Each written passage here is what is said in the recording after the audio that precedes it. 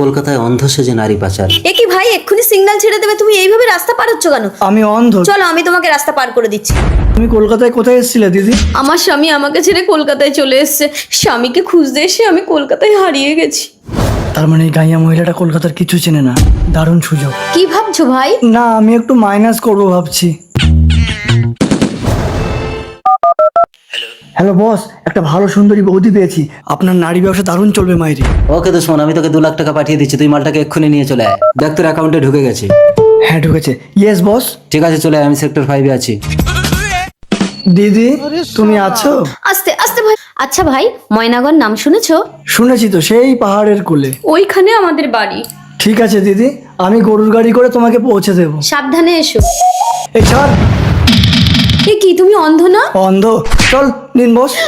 আস্তে, বৌদি লেগে যাবে। বাহ, ভারী সুন্দর তো। তুই 2 লাখ টাকা পেয়ে গেছিস তো দুশ্মন? হ্যাঁ বস। এই চল গাড়িতে চল। ভাই আমি তোমার উপকার করলাম আর তুমি আমাকে বিক্রি করে দিলে। হ্যাঁ, উপকার করলেই তো ক্ষতি করতে হয়। ঠিক আছে, তাতে আমার কোনো কষ্ট নেই, কিন্তু তুমি আমাকে দিদি বলে ডেকেছো যখন, আমি তোমাকে একটা উপহার দিতে চাই। লাগবে না, 2 লাখ টাকা পেয়ে গেছি। নাও না ভাই। ঠিক আছে দে। হ্যাঁ নিয়ে নেবে, হাতের লক্ষ্মী পায়ে ঠেলতে নেই, দেখে দিবি দে। বিড়ি সিগারেটের খরচাটা হয়ে যাবে। 100 টাকা? আরে দুশ্মন তোকে 100 টাকা দিচ্ছে বে। আমাকে যখন বিক্রি করে দিয়েছো, এই টাকাটা তো আর আমার লাগবে না, তাই দিদির আঁচল ছিঁড়ে এই টাকাটা আমি ভাইয়ের হাতে বেঁধে দিতে চাই। টাকার জন্য তো কত বোনেদের বিক্রি করে দিচ্ছ, তাই দিদির এই সামান্য উপহারটা তুমি নাও ভাই। রাখি রাখি।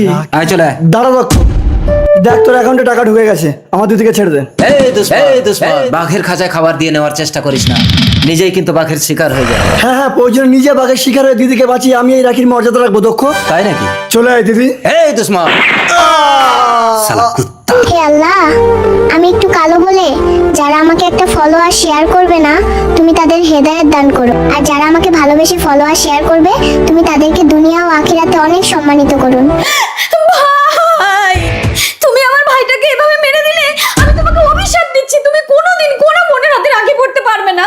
এই সুন্দরী, আমার বোন আমাকে রাখি বাঁধতে আসছে, শকুনের সাথে গরু মারে না। চল। দাদা দাদা, দিদি আমাদেরকে রাখি বাঁধতে এসেছিল, রাস্তায় গাড়ি অ্যাক্সিডেন্ট করে মারা গেছে। কি বলছিস ভাই? তুই এত ভয়ঙ্কর অভিশাপ দিয়েছিস আমাকে? আমার অভিশাপে কিচ্ছু হয়নি, সবই তোমার কর্মের ফল। তার মানে আর কোনোদিন কোনো বোন আমাদের রাখি বাঁধবে না? যদি এসব বাজে কাজ ছেড়ে দাও, তাহলে আজ থেকে আমি তোমাদেরকে রাখি বাঁধবো। রাখি বন্ধন শুধু ভাই বোন নয়, সবাই সবাইকে বাঁধতে পারে। এটি হলো ভালোবাসা ও সম্মানের বন্ধন।